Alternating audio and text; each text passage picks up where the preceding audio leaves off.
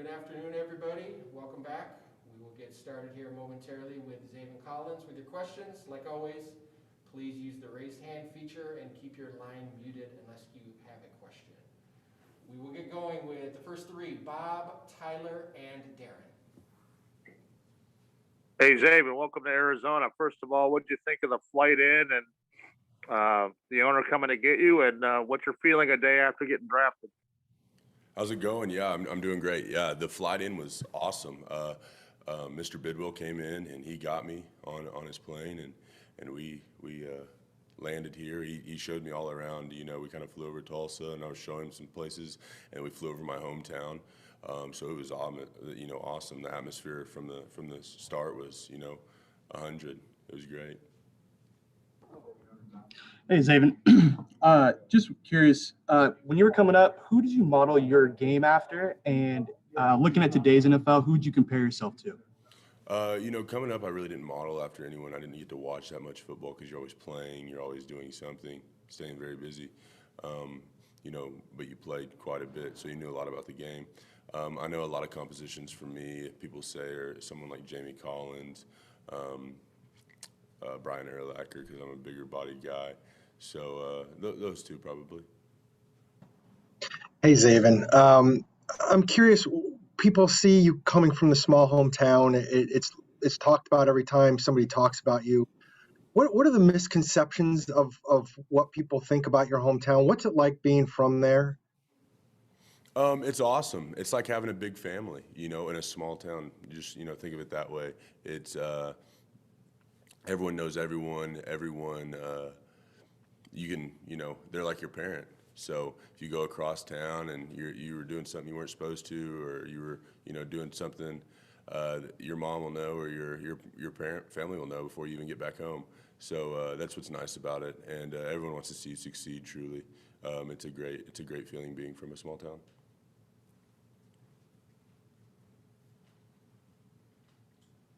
Next up, Catherine Josh Collins. Zaven, when you mentioned flying over your hometown, flying over Tulsa, was that coincidence? Like they were on the flight path, or was Michael Bidwell going out of his way to check all those places out with you? No, Mr. Bidwell went out of his way. He didn't have to do that, and he wanted to, and we wanted to do that for me, so it was great. I really appreciate that. Mr. Bidwell, he showed me an aerial view that I've never seen before of some places around Oklahoma. It's Josh Weinfeld with ESPN. I have two questions for you. First off, the more I've read about you, the more I've learned about you. You have an interesting background. How much did gymnastics help you going on in football? And then the second part of that is, obviously your mom's a big part of your life. Can you just kind of put into perspective how much she means to you and how much she had to sacrifice for you? Yes. So the first one, gymnastics was a big part growing up. It created a lot of core body strength for me, body awareness, position, learn how to fall down and get up multiple times, learning how to fall, learning how to, do all that stuff at a young age. It's not like I just stopped like 2 years ago. I stopped a long time ago, a while ago. But I think it taught me at a young age how to do certain things that, you don't really normally learn. And my mom, she's made a lot of sacrifices for me. She's made a lot of financial sacrifices, social sacrifices, a lot of things to help me succeed.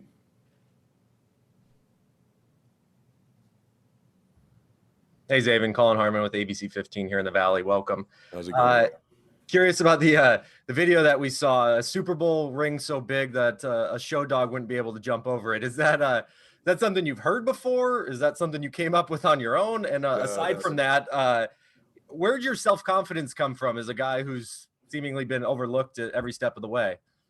Just, so me and a best friend of mine, Mr. Clayton, he told me that a long time ago, and I just stuck, and we always say it back and forth to each other. It's funny, and it was just a joke, So I hope no one never takes anything I say too serious, but yeah, so it was just a great joke, and but it's also the truth, I want to get a Super Bowl ring.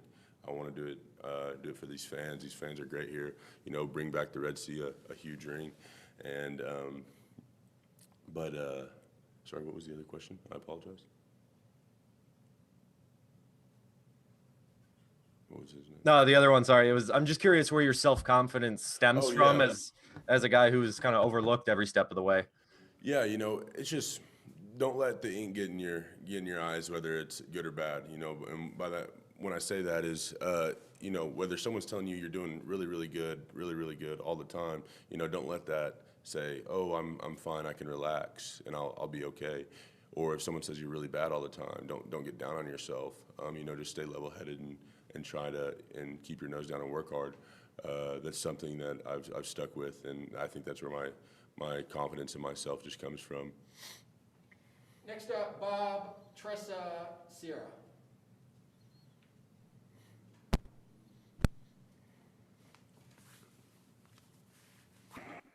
Hey, Zaven, question is about the front seven and being paired with Isaiah Simmons and what you guys can do to help the defensive line, kind of help out the back end of your defense. How important do you think you guys can be to, if there is any holes or weaknesses in the secondary, how much can you help accommodate for that? Well, we got absolute studs in the back end. Those guys are great. We got Malcolm Butler, we got Buda Baker. We got a lot of great guys back there. And it's our job as the front seven to take pressure off them. That's our job. And it's not a negative thing. Like, that's what we're supposed to do.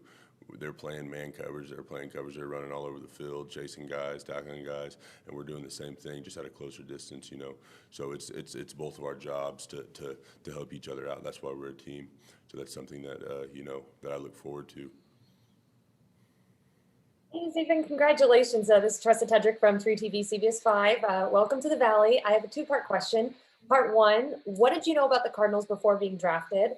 And part two, what is your impression or what did you know about Arizona in general?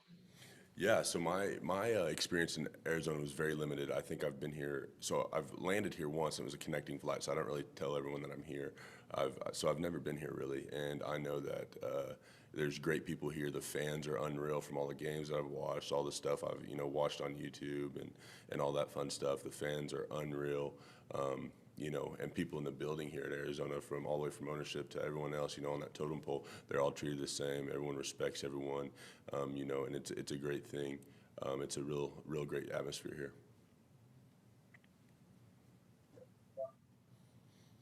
Hi there, Sierra Santos from Fox 10. I wanted to ask you has anyone reached out yet? Any players, other coaches maybe? Yes, coaches, players, Mr. Bidwell, J.J. Watt did, Kyler did. A lot of these players that play for Arizona right now had reached out to me, and it means the world to me. My phone has been blowing up like crazy, so it's hard to decipher, I'm getting a lot of, not saved contacts right now, so it's crazy. Next up, Howard Balzer, Catherine Fitzgerald, Darren Irvin. Hey, Zaven, Howard Balzer from SI.com. Good to talk with you again. Can you talk a little bit about the whole process and how obviously there was a lot of vetting by the Cardinals. Did you have a real sense that they were interested? And then second question is, what a whirlwind, exciting day it was yesterday. Did you get any sleep? Yeah, I did get some sleep. I feel good right now. It was a crazy day yesterday. I enjoyed celebrating with my family, got on a plane with Mr. Bidwell and came over here to Arizona and enjoyed this. But golly, I forgot the first part of the question. The process with the Cardinals and all the contact, and do you have a sense that they were really interested in you? Yeah. So we have all these Zoom meetings leading up to draft day, multiple Zoom meetings, and I'm old school. I just said, hey guys, this is my number, my cell phone number. You guys are able to call me or FaceTime me. We can communicate. I'm easier just to call. So yeah, I just pick up the phone and call them, talk about football, talk about life, and familiarize myself with the Arizona staff and before we even see each other in person. Zaven, Steve Kine mentioned, I think this morning, that you and Kyler had worked out together during the offseason some. I know you raved about Kyler last night with his dual threat abilities, but what else have you gotten to know about him so far? What's that relationship like? He's an unreal dude. He's a, as a person, he's a better person than he is athlete, and that says a lot because he's an unreal athlete. He's one of the best to ever do it. And, he's a great dude. And like I said earlier, that we're surrounded with great people here in Arizona.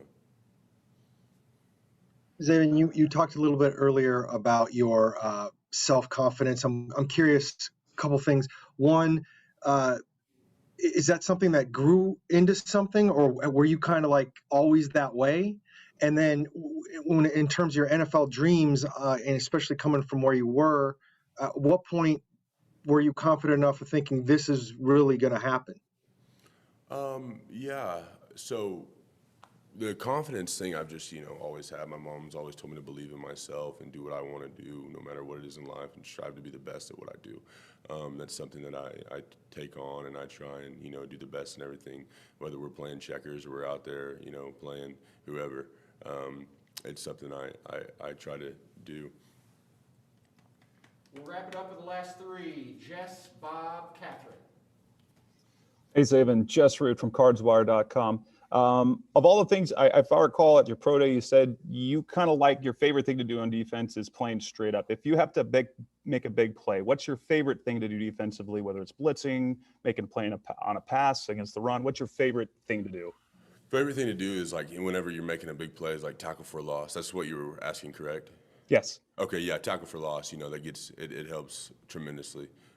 Turnovers and stuff. Being realistic, tackle for loss. Turnovers and stuff are hard to come by.